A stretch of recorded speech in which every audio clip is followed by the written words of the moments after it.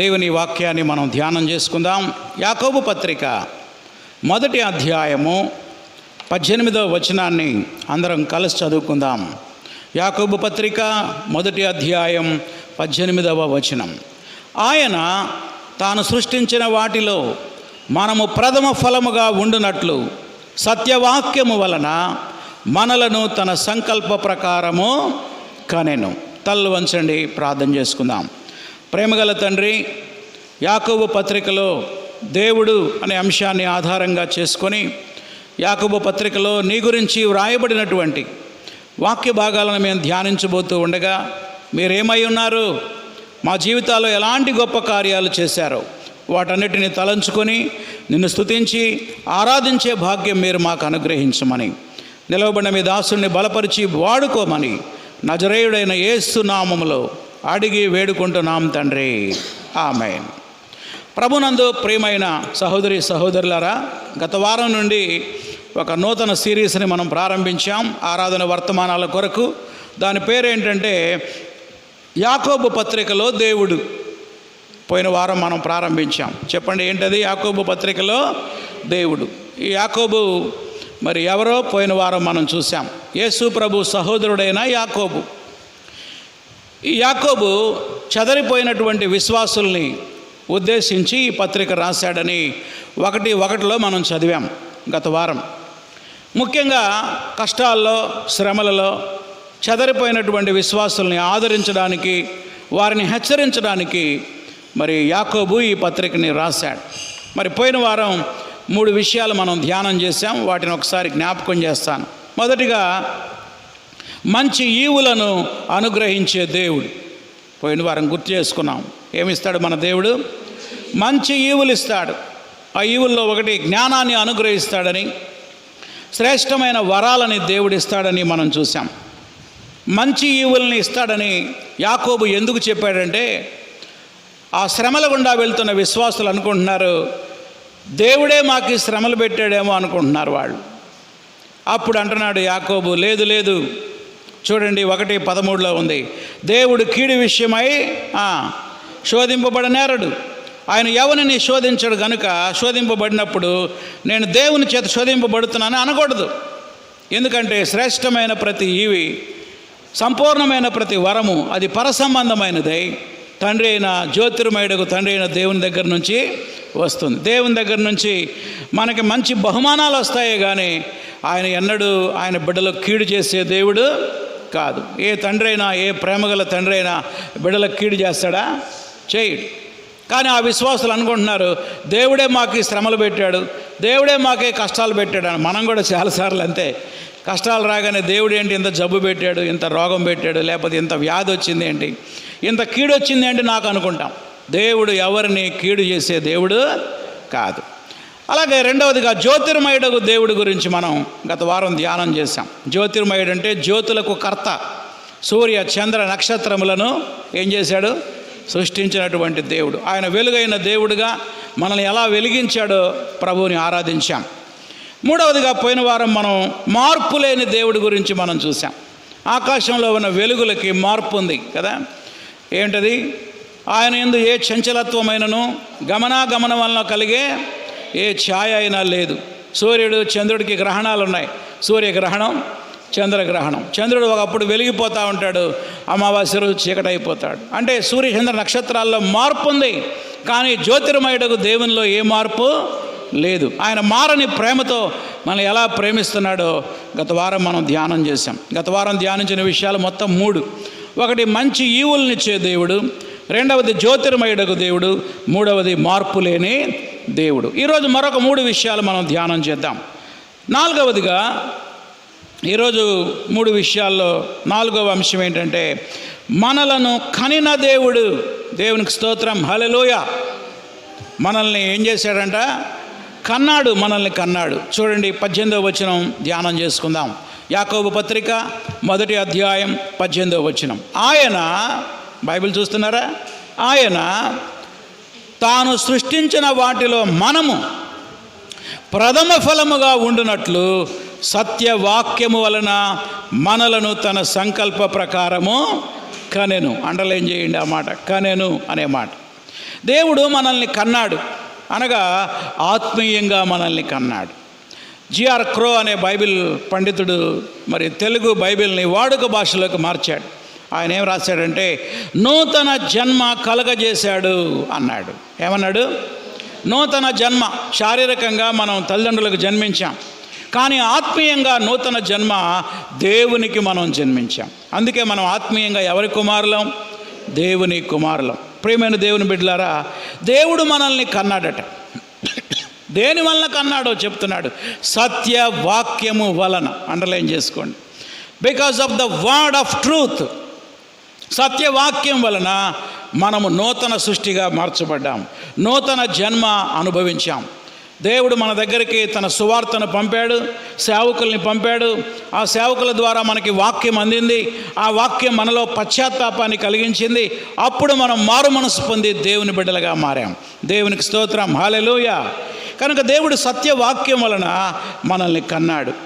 మరొక మాట కూడా ఇక్కడ గమనించాలి. ఎలా కన్నాడో చెప్తున్నాడు. ప్రథమ ఫలముగా ఉండునట్లు. అండర్లైన్ చేయండి ఆ మాట. ఏంటి ప్రథమ ఫలం అంటే? మనం ప్రతి సంవత్సరం పంటలు పండినప్పుడు ప్రథమ ఫలాన్ని దేవునికి ఇస్తాం కదా. ప్రథమ ఫలముగా మనల్ని కన్నాడు. జాగ్రత్తగా వినండి. ప్రథమ ఫలం అంటే ఆ చెట్టు మీద వచ్చేటువంటి మొట్టమొదటి కాయ. ఆ తర్వాత చాలా ఫలాలు వస్తాయి. ఆ ఫలాలన్నిటిలో కూడా ప్రథమ ఫలం చాలా శ్రేష్టమైనది.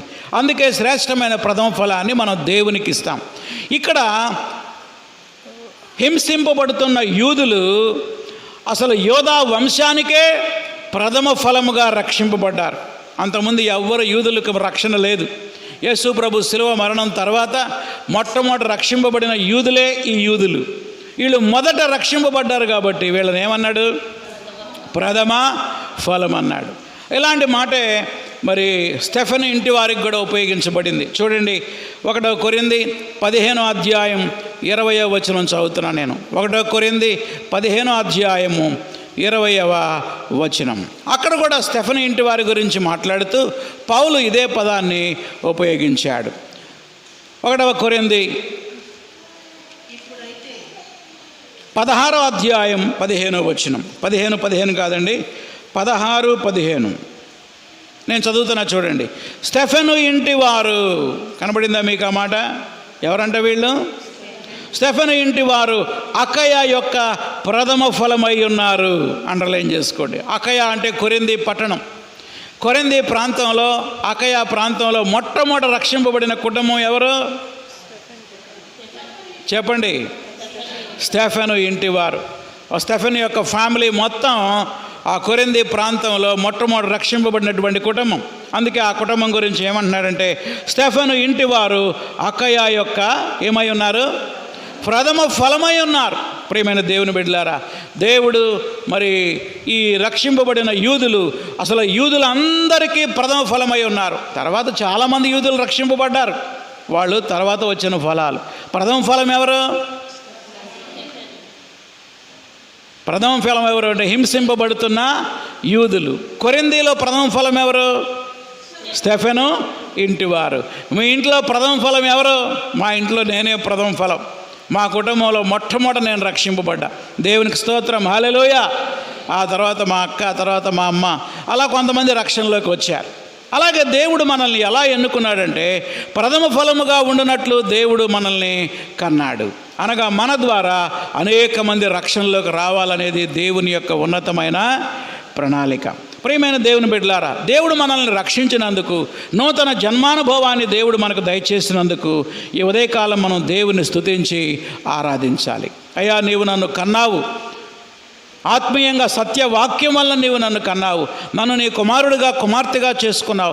ప్రథమ ఫలముగా ఉండినట్లు నన్ను కన్నావు. నీకు వందనాలని ఆయన్ని స్తుతించి ఆరాధించాలి. కనుక మొదటిగా మనలను కనిన దేవుడు, మనలను కనిన దేవుడు. ఇది 4వది.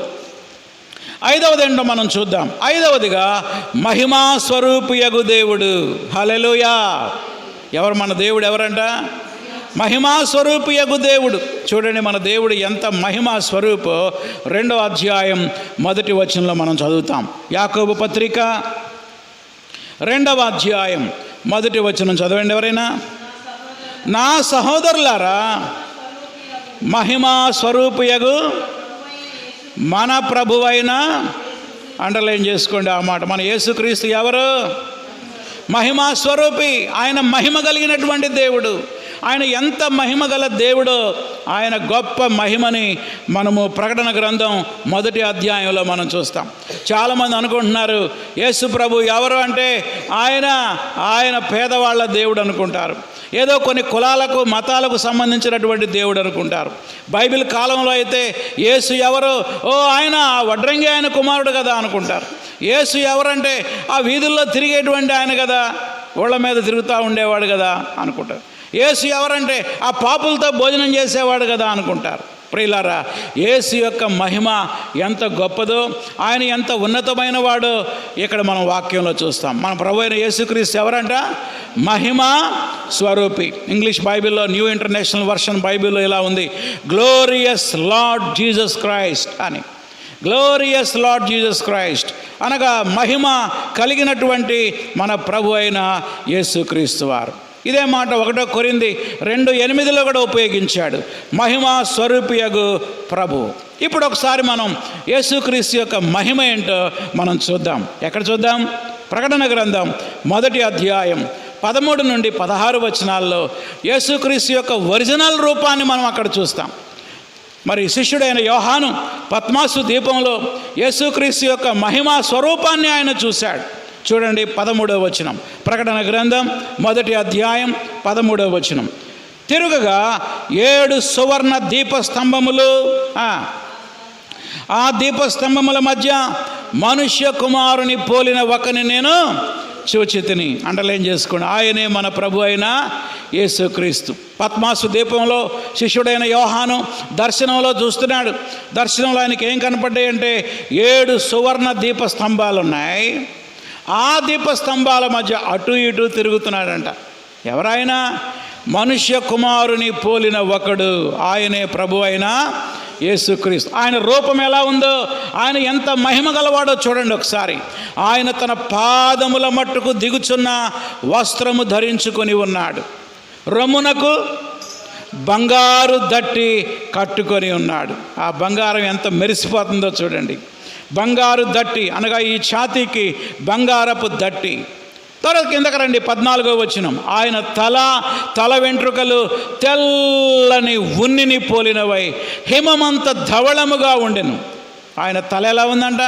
తల తెల్లగా ఉంది, తల వెంట్రుకలు కూడా చాలా వైట్గా ఉన్నాయి. ఎంత వైట్ అంటే అవి ఉన్నిని పోలినటువంటి వైట్. హిమము అంటే మంచు అంత తెల్లగా ఉన్నాయి. అంత మాత్రమే కాదు, ఆయన నేత్రాలు ఎలా ఉన్నాయో చూడండి. ఆయన నేత్రములు అగ్ని జ్వాలల వలె ఉండెను. మరి పాదాలు ఎలా ఉన్నాయి? పాదములు కొలిమిలో పుటము వేయబడి మెరుచున్న అపరంజితో సమానం. అపరంజి ఎలా దగదగ మెరిసిపోతుందో పాదాలు అలా మెరిసిపోతున్నాయట. మరి ఆయన కంఠస్వరము, ఆయన మాట్లాడుతూ ఉంటే ఆ స్వరం ఎలా వినపడుతుందో చూడండి. విస్తార జల ప్రవాహముల ధ్వని వలె ఉండెను. మనం ఎప్పుడైనా మరి టూర్లకు వెళ్తూ ఉంటాం, పెద్ద ఏంటవి జలపాతం దగ్గరికి వెళ్ళినప్పుడు పైనుండి ఎత్తైనటువంటి ఆ యొక్క కొండ మీద నుంచి కిందకి నీళ్లు పారుతూ ఉంటే ఎలాంటి సౌండ్ వస్తుందో ఆయన కంఠస్వరము అలాంటి శబ్దము వస్తూ ఉంది. 16వ వచనం. ఆయన తన కుడి చేతిలో 7 నక్షత్రాలు పట్టుకున్నాడు. నోట్లో నుంచి 2 అంచుల వాడి అయిన ఖడ్గం ఒకటి బయలువెడుచుండెను. ఆయన నోట్లో నుంచి ఒక ఖడ్గం వస్తుందంట బయటికి. అంత మాత్రమే కాదు, ఆయన ముఖం ఎలా ఉంది? మహా తేజస్సుతో ప్రకాశించుచున్న సూర్యుని వలె ఉండెను. మహా తేజస్సుతో ప్రకాశిస్తున్న సూర్యుని మనం చూడగలమా? చూడలేం. చూడండి అప్పుడు యోహాను ఏం చేశాడు? 17వ వచనం. నేను ఆయన్ని చూడగానే చచ్చిన వాని వలె ఆయన పాదముల యొద్ద పడి తిని, అనగా ఆయన పాదాల మీద పడి దేవుని స్తుతించి ఆరాధించాడు. దేవా, నువ్వు ఇంత మహిమ కలిగిన దేవుడువా, ఇంత గొప్ప దేవుడువా. ఇదంతా కూడా మనం ఈ ఉదయకాలం పాడుకున్న పాటలో ఉంది. చూడండి 2వ పాట. స్తోత్రించెదను స్తోత్రించెదను యేసు దేవుడా, జీవానాథ ప్రేమనాథ స్తోత్రించెదను. 4వ వచనం, అగ్ని జ్వాలల వంటి కన్నులు కలిగిన వాడా, అపరాంజిని పోలిన పాదముల్ దేవుని కుమారా, స్తోత్రించెదను స్తోత్రించెదను యేసు దేవుడా మా జీవనాథ.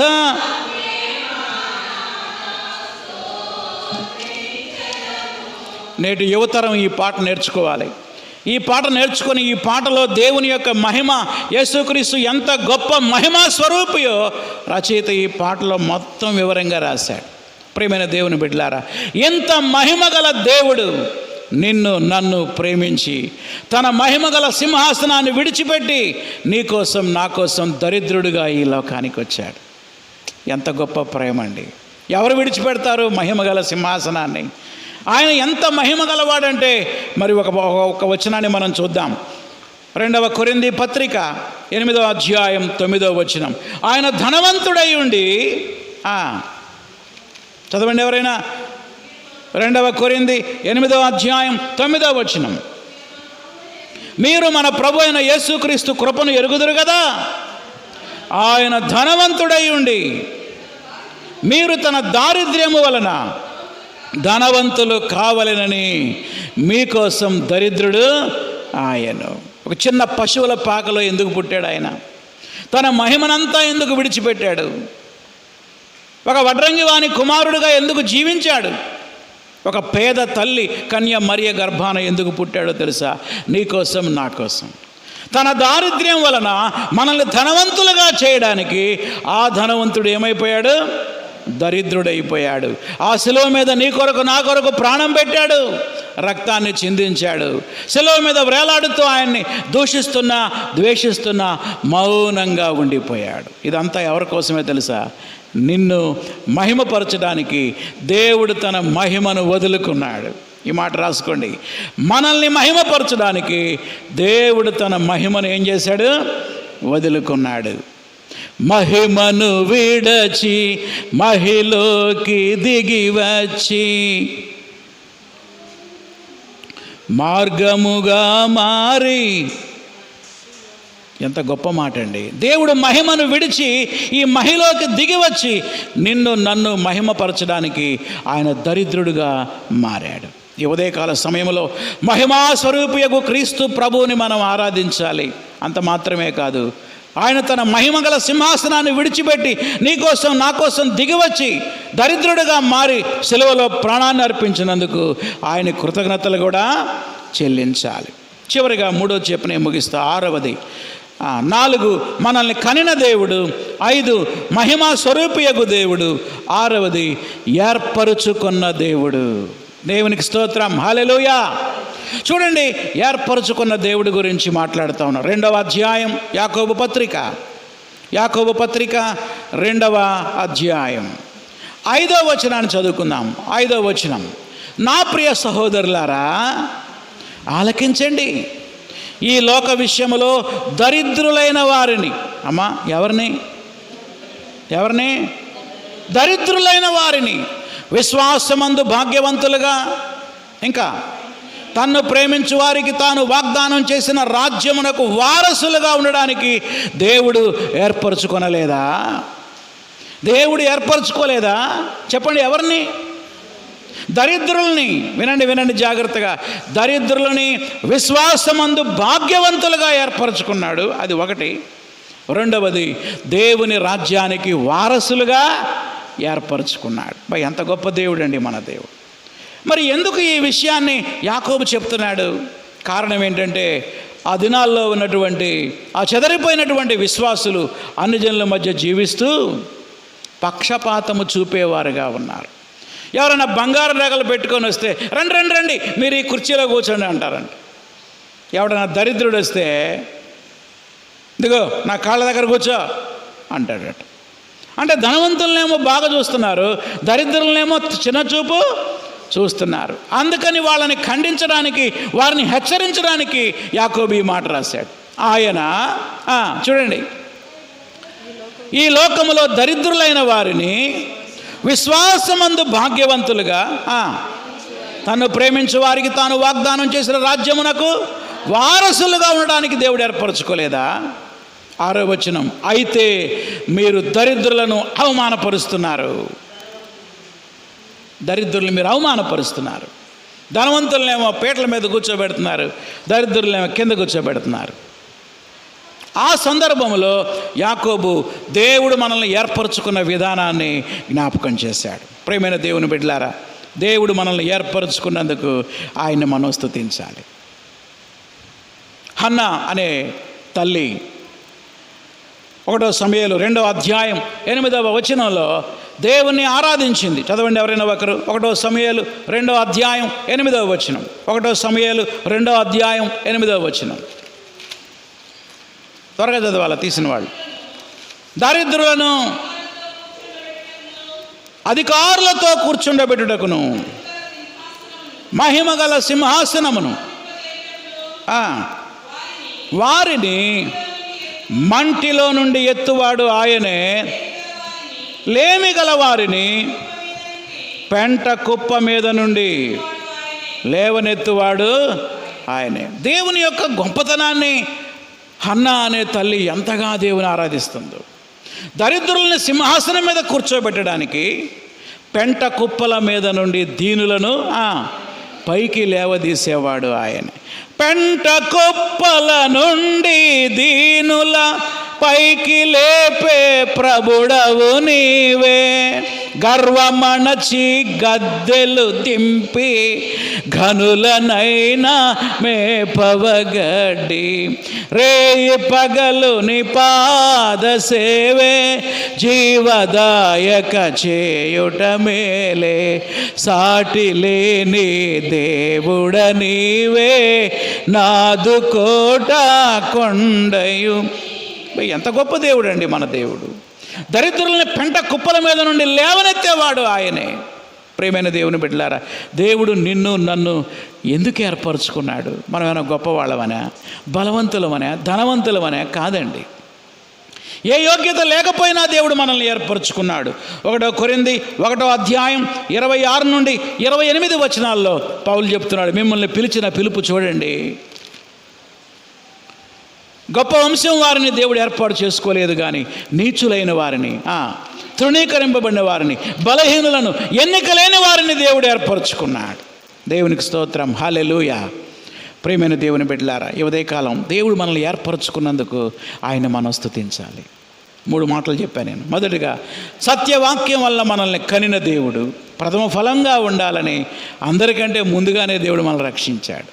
నిజంగా దేవుని మనసారా స్తుతించి ఆరాధించాలి. రెండోది, మహిమా స్వరూపియగు దేవుడు మహిమను విడిచి నీ కోసం నా కోసం దరిద్రుడిగా ఈ లోకానికి వచ్చాడు, మనల్ని మహిమపరచడానికి. మూడవదిగా, ఆయన ఏర్పరచుకున్న దేవుడు. ఎవరిని ఏర్పరచుకున్నాడు? దరిద్రులను ఏర్పరచుకున్నాడు. నిన్ను నన్ను ఏర్పరచుకున్నందుకు ఆయన మనం స్తుతించి ఆరాధన చేద్దాం. అందరూ తలలు వంచండి, వీలైతే మోకరించండి. మహిమా స్వరూపియగు దేవుని ఎదుట మనం మోకాళ్ళ మీద ఉండి ఆయన్ని ఆరాధన చేద్దాం. అయ్యా, నువ్వెంత గొప్ప దేవుడవయ్యా, ఎంత మహిమగల దేవుడవయ్యా. ఆయన మహిమని ప్రకటన గ్రంథం 1వ అధ్యాయంలో మనం చూసాం. అంత గొప్ప దేవుడు నీ కొరకు నా కొరకు తన మహిమగల సింహాసనాన్ని విడిచి వచ్చాడు. సత్యవాక్యం వల్ల నిన్ను కన్నాడు, నిన్ను రక్షించాడు. నిన్ను ఏర్పరచుకున్నందుకు ఆయన మనం స్తుతించి ఆరాధన చేద్దాం. ఒకరి తర్వాత ఒకరు దేవుని స్తుతించి ఆరాధించండి.